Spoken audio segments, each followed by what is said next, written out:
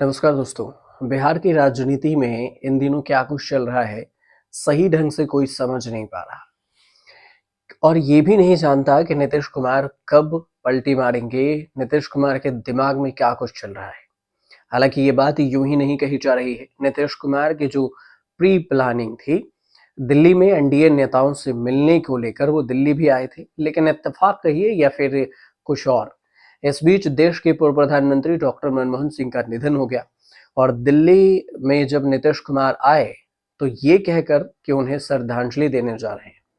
अब भला दिल्ली आए हों और बिहार में खेल की चर्चा के बीच में अगर एनडीए नेताओं से मुलाकात न हो तो फिर अंदेशा बढ़ ही जाता है। दिल्ली में न तो जेपी नड्डा से मुलाकात हुई और न ही प्रधानमंत्री मोदी से। बिना मुलाकात किए ही खामोशी से नीतीश कुमार बिहार लौट गए। अब कयासबाजी कैसे शुरू हुई ये समझिए। इस बीच में मुख्यमंत्री नीतीश कुमार दिल्ली से बिहार लौटते ही जो नए राज्यपाल हैं आरिफ मोहम्मद खान, उनसे मिलने राजभवन पहुंचे। सीएम नीतीश कुमार ने शॉल भेंट किया, राज्यपाल ने भी उनका स्वागत किया और शॉल और स्मृति चिन्ह दी। इस दौरान पूर्व राज्यपाल राजेंद्र विश्वनाथ अर्लेकर भी मौजूद रहे।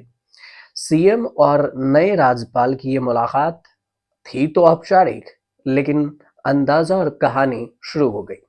कहानी इसलिए क्योंकि राजनीति में खामोशी भाषा भी होती है और वर्तमान राजनीति में इस फन के सबसे अधिक माहिर नीतीश कुमार कहे जाते हैं। हाल के दिनों में नीतीश कुमार के खामोशी ने बिहार की राजनीति में जो हलचल मचा दी है, इसे तेजस्वी यादव की इस बेबाकी कि नीतीश कुमार के साथ नहीं जाने की बात कहकर जरूर ठंडा कर दिया, लेकिन सियासत को जो समझते हैं वो अभी भी नीतीश कुमार के खामोशी का सबब तलाश रहे। उनकी राजनीति के स्टाइल को देखें तो यह भी कुछ संकेत ही है नीतीश कुमार के लिए। सियासत की बात पर चर्चा तेज तब हुई जब बीजेपी की तरफ से बयान भी जारी कर दिया गया और बीजेपी के एक नेता हैं निशिकांत दुबे। निशिकांत दुबे सोशल मीडिया पर सफाई पेश कर दिए।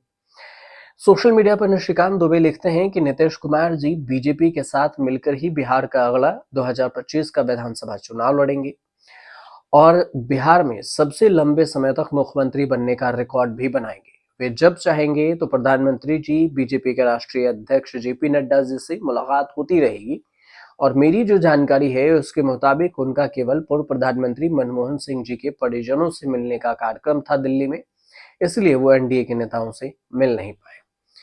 लेकिन निशिकांत दुबे ने सफाई दी तो सफाई के बीच चर्चा ये हो गई कि आखिर निशिकांत दुबे को सफाई क्यों देने पड़े, बीजेपी को सफाई ही क्यों देनी पड़ी नीतीश कुमार को लेकर। बिहार की राजनीति में जो कुछ भी आजकल चल रहा है वो देश की पॉलिटिक्स पर भी असर कर सकता है।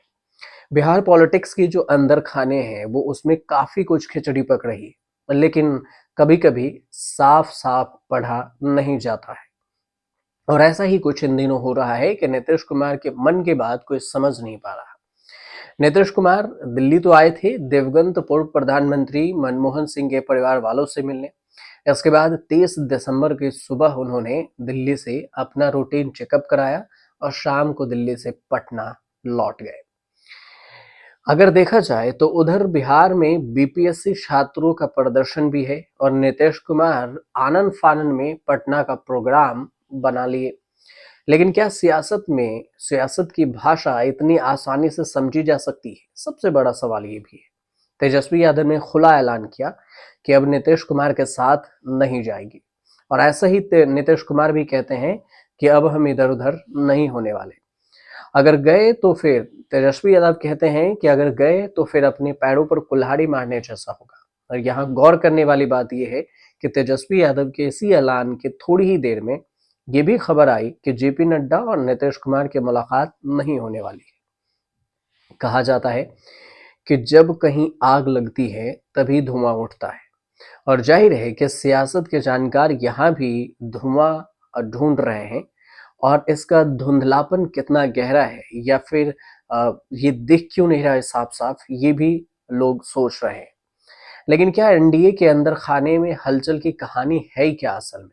कि एक तरफ बिहार में छात्रों का विरोध प्रदर्शन, नीतीश कुमार का दिल्ली आना, बिना एनडीए नेताओं से मिले वापस चले जाना, अमित शाह के अंबेडकर वाले बयान पर चुप्पी साधना, बीजेपी के नेताओं सफाई देना और यूं ही नहीं ये सब हो रहा है। हालांकि क्या कुछ नया है, नए साल में होने वाला है, ये आने वाला वक्त बताएगा। लेकिन बात ये भी है कि नीतीश कुमार और नेताओं की तरह नहीं है। नीतीश कुमार हरदम तैयार रहते हैं वो नई पार्टी बदलने के लिए।